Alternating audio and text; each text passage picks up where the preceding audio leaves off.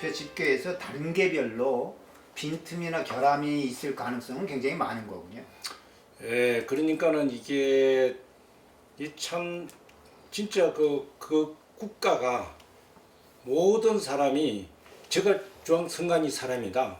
그러면은 나중에 이상한 소리도 이상하게 안 나려면은 또 공정한 저도 중앙선관위 공무원이라고 치면은 그래도 선거를 깨끗하고 공정정당하게 해서 내가 진짜 사명감을 갖고 했다라고 하고 싶지 않겠어요? 그러면은 제가 아는 범위 내에서는 뭐 이상한 투표함이라든지 컴퓨터 조작 보면은 제가 공무원들도 뭐 다 이상한 사람 아니니까 제가 보기에는 뭐 대부분이 온전한 사람들이죠. 진짜 네. 정말 사명감을 갖고 이번 투표만큼은 깨끗하고 공명하게 해야 되겠다라고 하지 않겠어요? 그렇지만 제가 일어나는 거는 우리 봐가지고 그거 왜 박스가 왜 뜯겨져 있어? 좀 이상하네 뭐 이런 정도지. 그러나 대다수에서 컴퓨터 내에서 일어나는 것들은 아무리 개표하는 사람이 있어도 안 된다 이거죠. 그러나 그 공무원이 되든 선관위 사람이 되든 뭐 여당이든 야당이든 이런 사람들이 다 감시로 돼 있으면 같이 일을 하면서도 제가 이상한 짓을 하면은 보고 있잖아요. 네. 그러면 조심스럽다 이거죠. 네. 그래도 어쨌든 컴퓨터는 기본적으로 조작이 가능하다 이렇게 봐야 되겠네요. 100% 가능하죠. 네. 그게 정말 대학 인문학 나왔다 하더라도 대학 나온 정도의 사람이 요즘 같은 시대에 은행 해킹 있잖아요. 네. 은행 같은 데는 얼마나 많이 철저하게 해킹을 막고 있어요.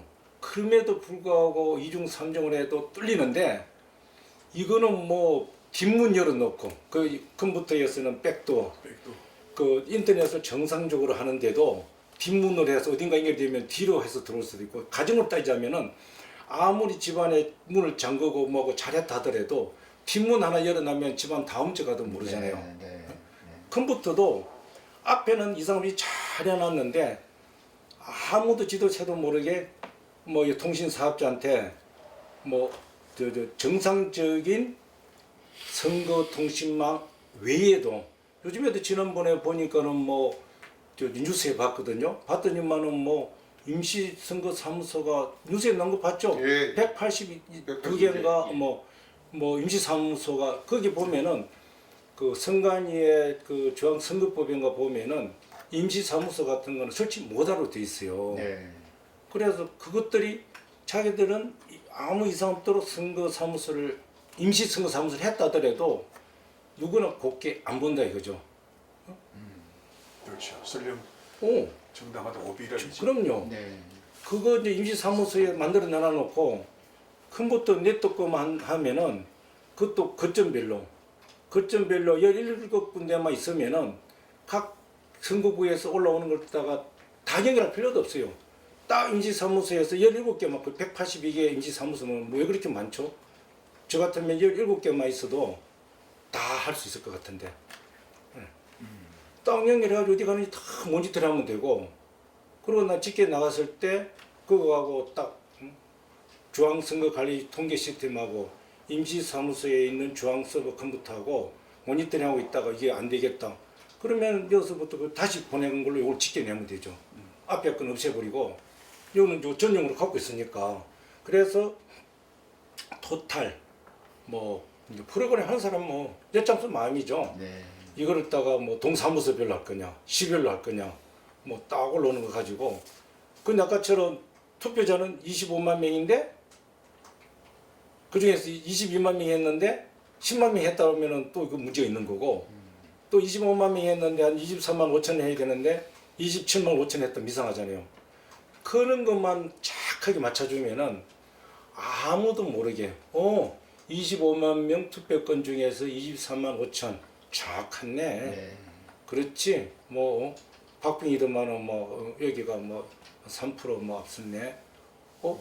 또 사전 투표는 좀 이따 이야기를 할게요. 예. 하여튼 그런 지금, 것들이 가능하고. 네. 그러니까 집계, 투표, 개표 집계 시에 현장 상황에 맞게도 운영하면서 얼마든지 그렇게 조작할 수 있는 여지가 있고 네. 사전에 아예 조작 프로그램을 설계할 수도 있는 겁니까? 예, 두 가지 다 가능합니다. 아, 사전에 다 해놓을 수도 있고 모니터링 하고 있다가 이 조건이 아니다 그러면은 그렇게 할 수 있고 지난번 뭐 4.15 부정선거 얘기가 굉장히 많이 나왔었잖아요. 그거 보면은 또 사전 투표가 제가 잊어버렸는데 그때 뭐 전 사전 투표가 63대 37이 획일적으로 그 놓은 것이 전 세계 통계학자 그다음에 뻥개뿌리 예를 들어서 뭐 100번이고 1000번 중에 한 번 벼락 맞을 확률 정도로 그 통계가 나왔다. 그런 얘기들이 많이 나왔거든요. 제가 지낸 얘기가 아닙니다. 인터넷에 들어가든지 어디 들어가 보면 다 나와요. 그거는 이제 뭐냐면은 그때는 이제 예를 들자면은 제가 이제 사전 투표 프로그램을 이제 그렇게 짰어요. 에이 그래도 내가 63%는 이기겠고 아무리 내가 못해도 뭐 예를 들자면 37%는 되겠지. 못해도 그렇게 했는데 사전 투표뿐만 아니라 본 투표에서 그거를 커버하고도 넘칠 정도로 만약 사전 투표가 25%라면은 뭐 100을 따지면 4배 하여튼 당일 투표의 4배에서 그 차이만큼 받아도 저보다도 여기가 더 많이 이기면은 제가 사전 투표에서 아무리 올려도 그걸 커버를 못 하는데 그렇게 획일적으로 확 이긴 데는 당선되는 거고 비슷비슷한 데에다가 제가 사전 투표가 63%고 여기 23%면은 당일 투표를 이게 다더라도 이제 그걸 비율 있잖아요. 전체 25%를 사전 투표 차지할 거냐. 30%만 넘어가도 여기서 어느 정도만 앞서가도 안 되는 거죠. 이제 그런 것이 가능한데 제가 보면은 이게 이제 컴퓨터도 늘 해킹이고 이런 방법이 늘잖아요. 아이디어만큼 프로그램 짜거든요. 제가 그런 문제점을 예를 들자면은 제가 해킹하는 사람이라고 치자. 프로그램을 짜는 사람이라고 치자. 그러면 제가 그 멍청하게 똑같이 37대 63으로 이번에 그렇게 하겠습니까?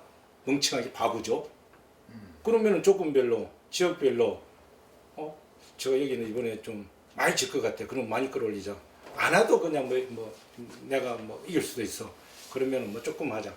이런 시나리오를 차별적으로 얼마든지 조건별로 할 수 있어요. 지역별로. 그 당시에는 그럼 이번 대선 같은 경우엔 국회의원 선거는 지역별로 200여 개, 250개 지역구를 나뉘어 있으니까 그렇고 지금 이번 대선 경우엔 전국이 하나의 선거를 하는 건데 이런 경우에는 컴퓨터 전문가 한두 명이 최종 조작 설계가 가능한 겁니까? 되게 어려운 질문을 하셨는데요.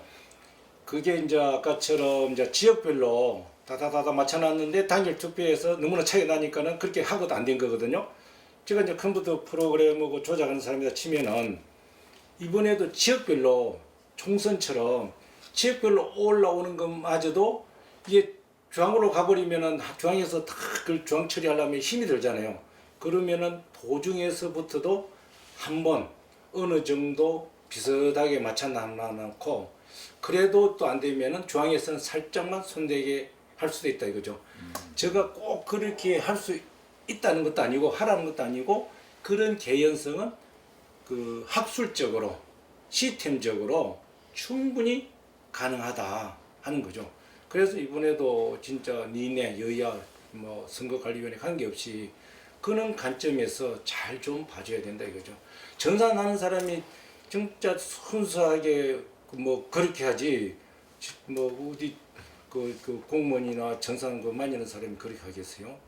일부의 죄송합니다만도 표현이 좀 이상한데 일부의 나쁜 쪽으로 말하면은 세력들 일부의 극소수의 세력들이 가능하다 이거죠.